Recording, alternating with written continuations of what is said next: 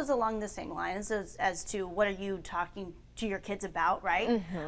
So supposedly, and we have this graphic up on ABC 10 TV's Facebook page. I actually just tweeted it from my account as well. And it's interesting because it compiles these codes.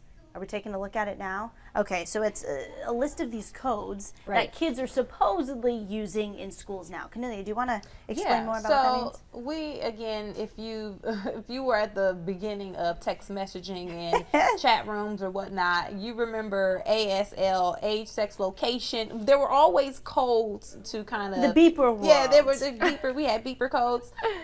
Pager, if you were sophisticated. Beeper, beeper. But now we have a list of sneaky teen texting codes. Now, some of the codes, and they're a little out there. That's what shocked me the most. It's a 99, which means parents are around. GNOC, get naked on camera. So they get a little risque, and they're really out there. Now, the question is, yes, we see these codes, but a lot of people were chiming in on our ABC 10 Facebook page saying, hey, I have teenagers, I've never seen these codes, or I've been texting for X amount of years and I don't use these codes. Are these codes real? So the question now again, yes, we know there are codes. Are these the codes? Right. And is it bad to have codes? Is it bad to have codes? But then the other question, if you saw that your teenager was texting somebody, get naked on camera, then what?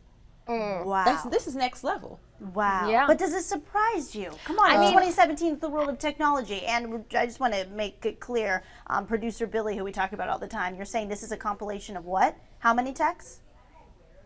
10 million texts a month. So they, by the app Bark. So they compiled these text messages and found out that these codes exist, these sneaky teen texting codes. Well, let's talk about Snapchat. The whole reason why Snapchat was so popular with teens in the beginning and preteens is because they could do things that could quickly get erased, deleted, and no one would ever know about it. So I'm not surprised at all. And if you find out what the codes are, these kids are going to find different codes, or they're going to find a different way to share the information. They're still having these conversations. So then what I think it comes back to is, if you're worried that your kid is texting LH6, which is let's have sex. That means you should probably, and I'm not a parent, not judging, not claiming to be one, but you should probably be having these conversations with your kids about sex and safe sex and practicing, you know, smart behavior. And I mean, these conversations, whether or not you know what the code is, they're happening. And so at what age do you start getting involved? Well, I just saw one. GYPO, get your pants off. Like, I can't. But you know what? I said this before here on Extra Shot. I have a friend, one friend in particular, who said this, but a lot of friends who are teachers now, ranging from elementary school, middle school, high school, they are all saying it's next level with phones and communication with teenagers and kids, meaning you can take someone's phone and there's pornography on the phone. They have apps to hide certain things so parents can't find it. Yes, they have sneaky text codes, or some of them are just flat out spelling it out. Get naked on camera. Like, you know what I mean? So in some cases, they're not even using the codes, honey. But again, back to pager days. They're all in. I mean, where did 143, I love you, where did that derive from? Is it pager days? Yeah, I don't know where it came from. It just kind of sprung out, but there was no way to page someone and say, let's have sex. Like, there was, like, I don't know. This just makes me so, but 53X, sex in pager world, 53X. So, really?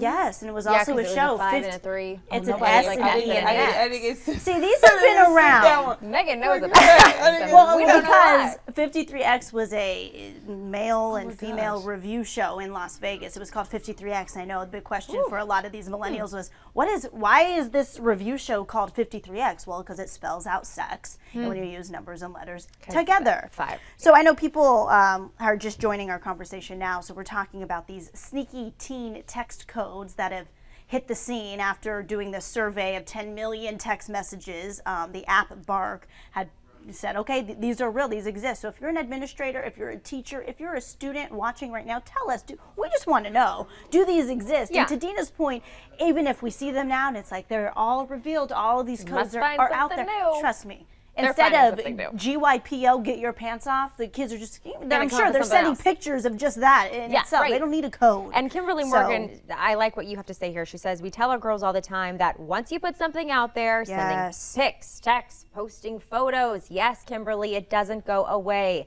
Some people will use what you send against you. They've been instilling that in their oldest since she was 10. That's so important. And it's like, how young do you have to have those conversations? Because I know parents, I have 4-year-old nephews who know everything about getting into an app on the phone. And so it's like, at what, not that they're having sexually oriented conversations at that age, Yeah. but at what point do you need to start having those conversations? I know feel like sex ed in school earlier didn't than come for me until 6th grade? middle school, 6th grade. And Yeah. we didn't even have it, honey. I did not have that in school. Flint, no. Michigan didn't have that? Some Really? schools, some public schools in the city did, but after a while, nobody, like we didn't have Well, it. there's YouTube now that I'm Wow. sure We didn't the have kids it. just hop on.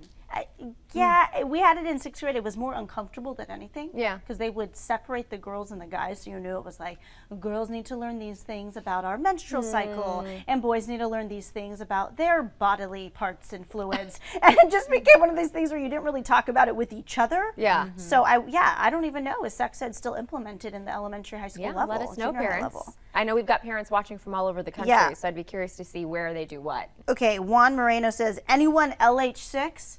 Let's have sex. Anyone LH6? No one even uses these codes with a bunch of laughing emojis. I don't know. Barb Juan? says they do, the website. Okay, Or kids is are it- watching or us is it right to now the point where laughing. they could be using these codes, but again, I have a niece who's now 18, Oh. and a lot of the things Tricky age.